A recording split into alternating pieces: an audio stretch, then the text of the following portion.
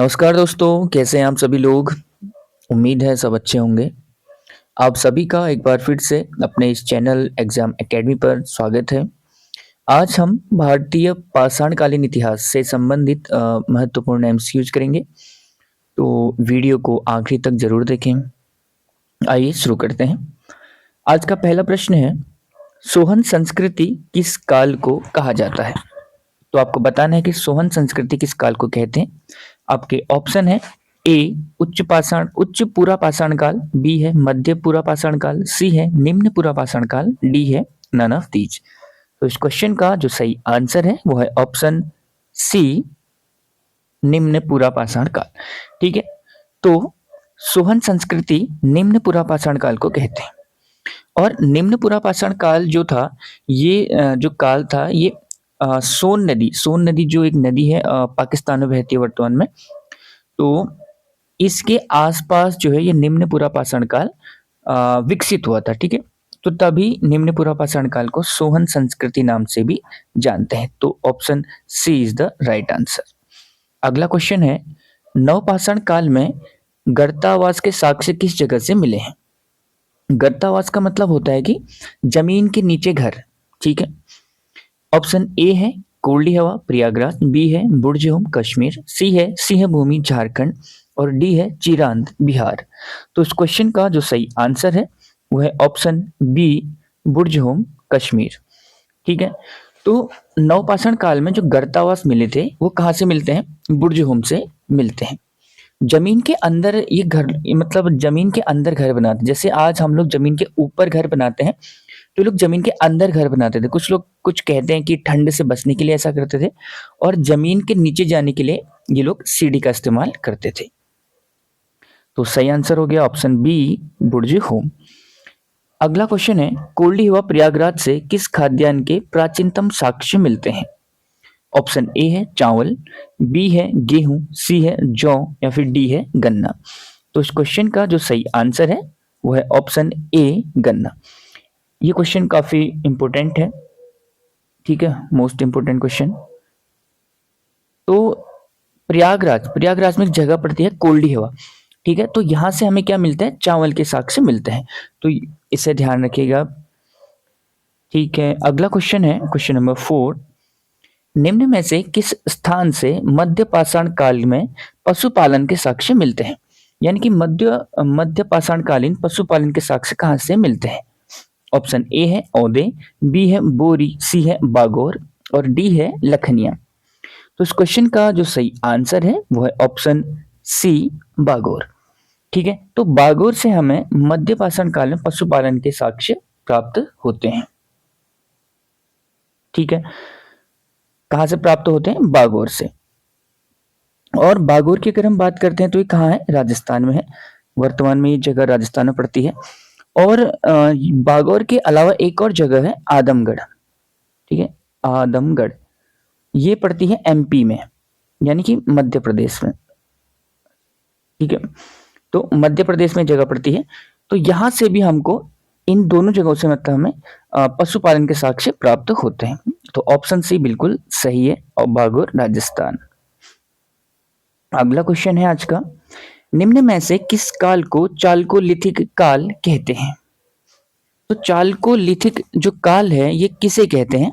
Option A है पूरा पाषाण काल, बी है ताम्र पाषाण काल, सी है नवपाषाण काल या फिर डी है इनमें से कोई नहीं। तो उस क्वेश्चन का जो सही आंसर है वो है ऑप्शन बी, ताम्र पाषाण काल।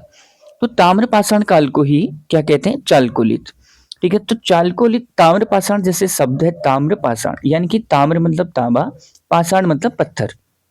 ठीक है, तो इस काल को हम ताम्र पाषाण काल इसीलिए कहते हैं क्योंकि इस काल में जो पशुओं को मारने के लिए औजार बनाए गए थे वो तांबे के थे।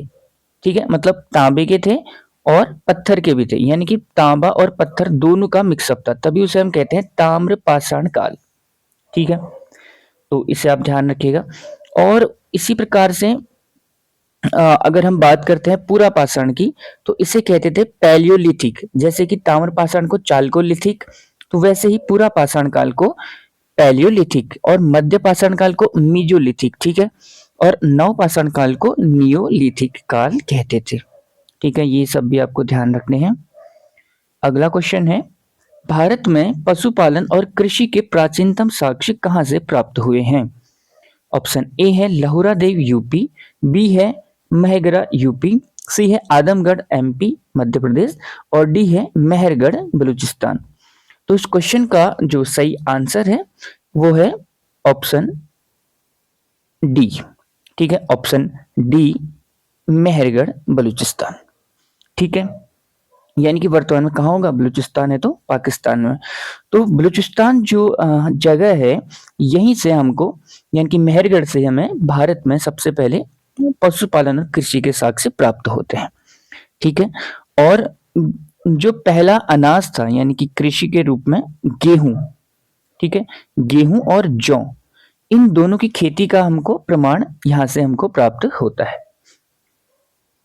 ठीक है, तो इस क्वेश्चन का सही आंसर हो गया ऑप्शन डी मेहरगढ़ पाकिस्तान। और ये जो पशुपालन की अगर हम बात करते हैं तो पशुपालन में लोग भेड़ बकरी और अन्य मवेशी पालना शुरू कर चुके थे। अगला क्वेश्चन है, भारत में मानव का सर्वप्रथम साक्ष्य, तो मानव के सर्वप्रथम साक्ष्य हमको कहाँ से मिलते हैं? ऑप्शन ए है नीलगिरी पहाड़ियां, बी है शिवालिक पहाड़ियां, सी है नर्मदा घाटी और डी है गोदावरी घाटी। तो इस क्वेश्चन का जो सही आंसर है वो है ऑप्शन सी नर्मदा घाटी। तो नर्मदा घाटी से हमें सबसे पहले मानव के साक्ष्य प्राप्त होते हैं भारतीय उपमहाद्वीप में। ठीक है, तो नर्मदा घाटी से हमको क्या मिलता है? तो एक मानव की खोपड़ी मिलती है हमको यहाँ से। ठीक है, क्या मिलती है? मानव की खोपड़ी। ठीक है, तो मानव खोपड़ी जो है हमको यहाँ से प्राप्त होती है। तो तभी हम मानते हैं कि मानव के जो सर्वप्रथम साक्ष्य भारतीय उपमहाद्वीप में नर्मदा घाटी से प्राप्त हुए हैं। ठीक है, तो सही आंसर हो गया ऑप्शन सी नर्मदा घाटी। अगला क्वेश्चन है आज का, निम्न में से किस स्थान पर मानव के साथ कुत्ते को दफनाए जाने का साक्ष्य मिलता है? ऑप्शन ए है बुर्जहोम, बी है कोल्डी हवा, सी है मांडो या फिर डी है चिरांद। तो इस क्वेश्चन का जो सही आंसर है वो है ऑप्शन ए बुर्जहोम। ठीक है, तो बुर्जहोम यानी कि कश्मीर में से हमें ऐसी कई सारी कब्रें मिली हैं जहां मानव के साथ साथ कुत्ते को भी दफनाया गया है। ठीक है, तो मानव के साथ साथ कुत्ता, तो मानव और कुत्ता दोनों को मतलब दफनाया गया है। ठीक है, तो ये चीज भी आपको ध्यान रखनी है कि मानव के साथ कुत्ते को दफनाया गया है, यानी कि जो मानव का कंकाल मिला है उसके साथ कुत्ते का भी कंकाल मिला है। अगला क्वेश्चन है आज का, तो ऑप्शन ए बुर्जहोम सही हो गया। ठीक है, अगला क्वेश्चन है, भारतीय पुरातत्व सर्वेक्षण निम्नलिखित विभागों अप्लिक मंत्रालयों में से किसका संलग्न कार्यालय है? ये बहुत ज्यादा इंपॉर्टेंट क्वेश्चन है, ये कई बार पूछा गया है। ऑप्शन ए है पर्यटन मंत्रालय, ऑप्शन बी है विज्ञान और प्रौद्योगिकी विभाग, सी है संस्कृति मंत्रालय और डी है मानव संसाधन विकास विभाग। तो इस क्वेश्चन का जो सही आंसर है वो है ऑप्शन सी संस्कृति मंत्रालय के अधीन। ठीक है, तो भारतीय पुरातत्व सर्वेक्षण जो है वो संस्कृति मंत्रालय के अधीन आता है। Option C is the right answer. अगला क्वेश्चन है आज का, कपास के प्राचीनतम साक्ष्य कहाँ से प्राप्त होते हैं? ऑप्शन ए है चिरांद, बी है मेहरगढ़, सी है हस्तिनापुर और डी है कोल्डीहो। तो इस क्वेश्चन का जो सही आंसर है वो है ऑप्शन बी यानी मेहरगढ़। ठीक है, मेहरगढ़ के बारे में हम बात कर चुके हैं कि बलूचिस्तान पाकिस्तान में है। और मतलब ऐसा यानी कि अगर हम बात करते हैं कपास के उत्पादन की, तो सिंधु घाटी सभ्यता से कई साल पहले, ठीक है, यानी कि तो मतलब कई साल पहले मेहरगढ़ बलूचिस्तान से हमें कपास के साक्ष्य देखने को मिलता है। पाषाण कालीन इतिहास में हमको ये देखने को मिलता है। और कपास का जो सुदृढ़ इस्तेमाल था, यानी कि मतलब कपास का यूज बेहतरीन तरीके से जो हुआ था वो हुआ था सिंधु सभ्यता में। और लेकिन कपास का जो यूज था यानी उत्पादन था वो सबसे पहले मेहरगढ़ बलूचिस्तान में हो चुका था। तो सही आंसर हो गया ऑप्शन बी मेहरगढ़। अगला क्वेश्चन है आज का, आधुनिक मानव होमोसेपियंस का प्रादुर्भाव किस काल में हुआ? तो होमोसेपियंस का प्रादुर्भाव किस काल में हुआ? ऑप्शन ए है ताम्रपाषाण काल, बी है मध्य पाषाण काल, सी है नव पाषाण काल या फिर डी है इनमें से कोई नहीं। तो इस क्वेश्चन का जो सही आंसर है वो है ऑप्शन सी, नव पाषाण काल। ठीक है, तो नव पाषाण काल में क्या हुआ कि होमोसेपियंस यानी कि समझदार व्यक्ति, मतलब बुद्धिमान मानव का विकास हुआ। ठीक है, और सबसे पहले मानता है कि जो बुद्धिमान मानव है वो अफ्रीका में आया था। ठीक है, तो इसी नवपाषाण काल में ही जो है होमोसेपियंस का प्रादुर्भाव हुआ, ये ध्यान रखना है आपको।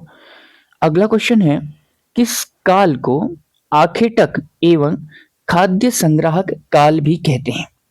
ऑप्शन ए है नवपाषाण काल, बी है मध्य पाषाण काल, सी है पुरापाषाण काल और डी है ताम्र पाषाण काल। तो इस क्वेश्चन का जो सही आंसर है वो है पुरापाषाण काल, यानी कि option C is the right answer. पुरापाषाण काल को हम आखेटक और खाद्य संग्रह काल कहते हैं, क्योंकि इस टाइम पे मानव का एकमात्र काम था शिकार करना और उसके बाद जो शिकार है उसको इकट्ठा करना, यानी कि खाने की सामग्री इकट्ठा करना और शिकार करना, केवल दो काम थे। ठीक है, बस यही जिंदगी थी, आज की तरह बिल्कुल नहीं था। तो इस क्वेश्चन का सही आंसर हो गया ऑप्शन सी, पुरापाषाण काल। अगला क्वेश्चन है, कुत्ते को किस काल में पालतू पशु बनाया गया था? ऑप्शन ए है नवपाषाण काल, बी है मध्य पाषाण काल, सी है पुरापाषाण काल और डी है ताम्रपाषाण काल। तो इस क्वेश्चन का जो सही आंसर है वो है ऑप्शन ए, नवपाषाण काल। तो ये आपको शायद पता होगा कि मानव ने सबसे पहले जिस पशु को पालतू बनाया वो था कुत्ता। ठीक है, तो कुत्ते को सबसे पहले पालतू बनाया गया और ये कब बनाया गया? तो नवपाषाण काल में बनाया गया। ठीक है, तो नवपाषाण काल में इंसान ने कुत्ते को पालना शुरू किया था। सही आंसर हो गया ऑप्शन ए, नवपाषाण काल। अगला क्वेश्चन है क्वेश्चन नंबर 14, पहिए का आविष्कार किस काल में माना जाता है? ऑप्शन ए है नवपाषाण काल, बी है मध्य पाषाण काल, सी है पुरापाषाण काल या फिर डी है ताम्रपाषाण काल। तो इस क्वेश्चन का जो सही आंसर है कि पहिए का आविष्कार किस काल में हुआ था, तो option A is the right answer, नवपाषाण काल। ठीक है, तो नवपाषाण काल में पहिए का आविष्कार मानव द्वारा कर दिया गया था। लेकिन जो पहिया था ना, इसका इस्तेमाल ये लोग उस टाइम पे परिवहन के लिए नहीं करते थे बल्कि बर्तन बनाने के लिए करते थे। ठीक है, हाँ, तो बर्तन बनाने के लिए ये लोग इसका यूज करते थे, बर्तन बनाने के लिए। ठीक है, यानी कि और बाद में जो है परिवहन में इसका यूज होने लगा था। परिवहन में कब हुआ? बाद में हुआ। शुरुआत में किस में यूज होता था? तो उसे हम कहते थे कुम्हार का चाक, यानी कि मिट्टी के बर्तन बनाने में इसका इस्तेमाल होता था पहिए का। अगला क्वेश्चन है, प्रथम भारतीय पुरापाषाण कलाकृति की खोज कहां से हुई थी? ऑप्शन ए है सोन घाटी, बी है भीमबेटका,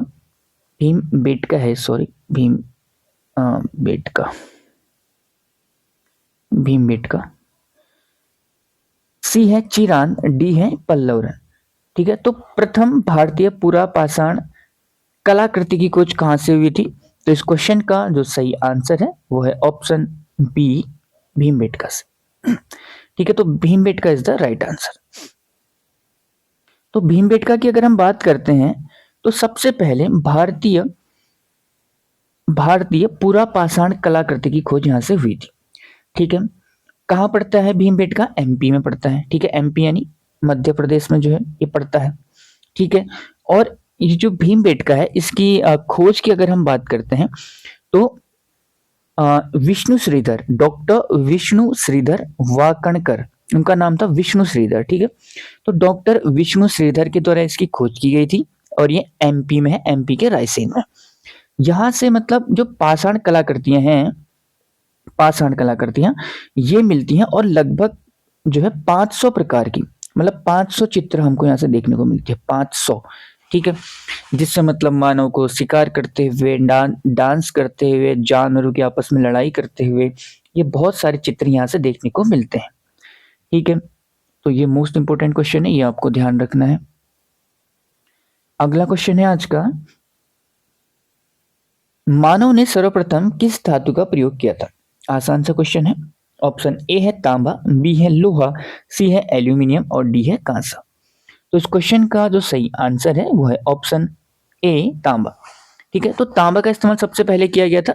ये लोग क्या करते थे, तांबा यानी ताम्र पाषाण काल में तांबा और पत्थर का इस्तेमाल करते थे औजार बनाने के लिए, पशु को मारने के लिए। ठीक है, तो सही आंसर ऑप्शन ए तांबा।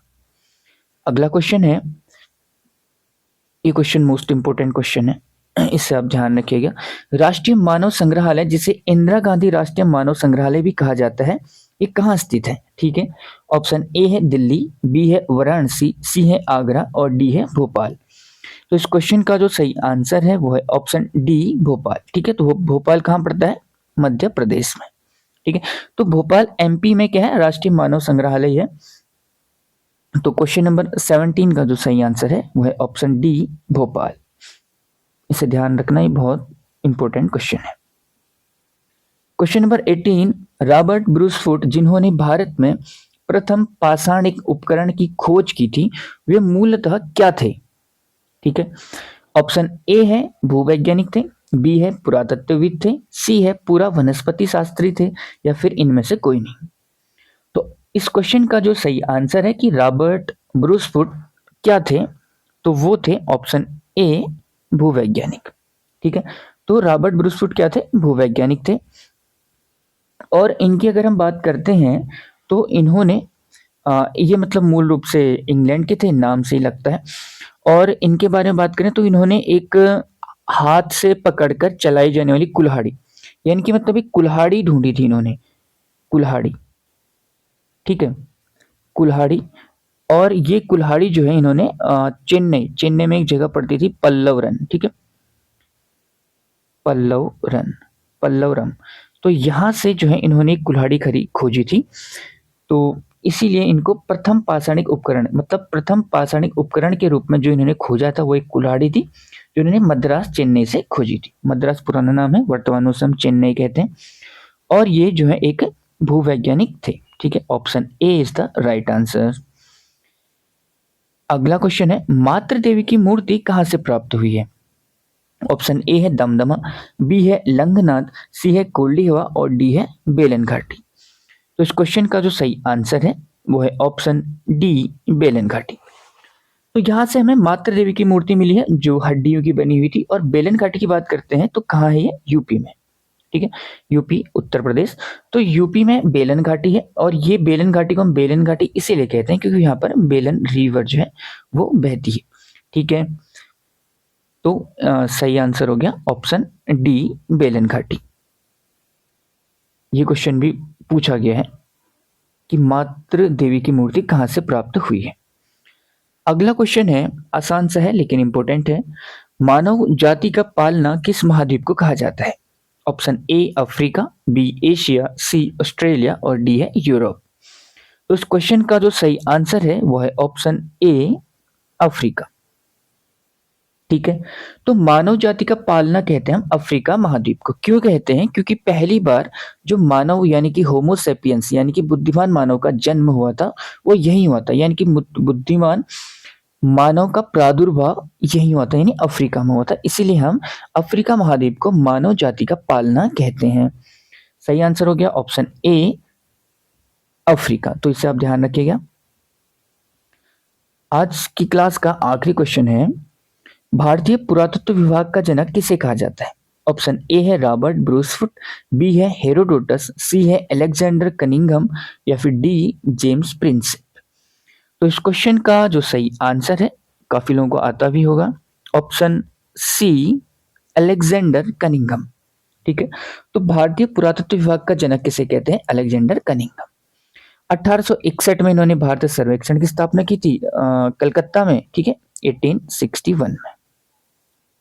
ठीक है, तो 1861 में इन्होंने स्थापना करी थी कलकत्ता में। ठीक है, 1861 में कलकत्ता में इन्होंने भारतीय सर्वेक्षण विभाग की स्थापना की थी। और उसके पहले महानिदेशक भी कौन थे? यही थे। तो ये भी एक बहुत इंपॉर्टेंट क्वेश्चन है, ये भी आपको ध्यान रखना है कि भारतीय पुरातत्व विभाग का जनक हम अलेक्जेंडर कनिंघम को कहते हैं। तो दोस्तों ये थे आज के कुछ महत्वपूर्ण प्रश्न। उम्मीद है आपको वीडियो अच्छी लगी होगी और आपने वीडियो से कुछ ना कुछ अवश्य सीखा होगा। तो आपको वीडियो अच्छी लगी है तो इसे लाइक करें, शेयर करें और सब्सक्राइब करें चैनल को। Thank you so much.